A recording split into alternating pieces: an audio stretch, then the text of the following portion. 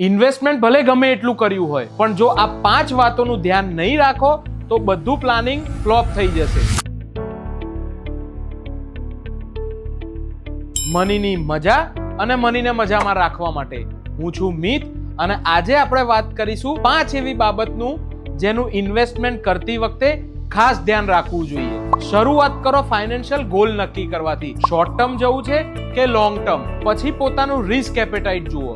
Conservative રહેવું છે, moderate કે પછી ઓલ આઉટ જવું છે. તે પછી ઇન્વેસ્ટમેન્ટ હોરાઇઝન, તમે કેટલો સમય ઇન્વેસ્ટેડ રહી શકો છો વિડ્રોલ કર્યા વગર. ત્યાર પછી છે ટેક્સ પ્લાનિંગ, જેથી તમારું રિટર્ન ટેક્સમાં જ ના પૂરું થઈ જાય. આવનારા સમયમાં કોઈ મોટો એક્સપેન્સ આવવાનો હોય એની પણ ગણતરી કરી લેવી જોઈએ.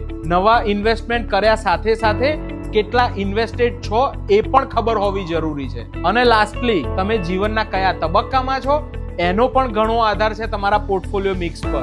ઇન્વેસ્ટિંગને ઇન્ટરેસ્ટિંગ બનાવતા રહીશું અને મનીની મજા માણતા રહીશું. તો ફોલો, લાઈક અને શેર કરવાનું ભૂલશો નહીં અને ડીએમ કરવાનું ચૂકશો નહીં. C you in the upcoming video. Mutual fund રોકાણ બજારના જોખમોને અધીન છે. યોજના સંબંધિત તમામ દસ્તાવેજો કાળજીપૂર્વક વાંચો. રોકાણ કરતા પહેલા નાણાકીય સલાહકારની સલાહ લો.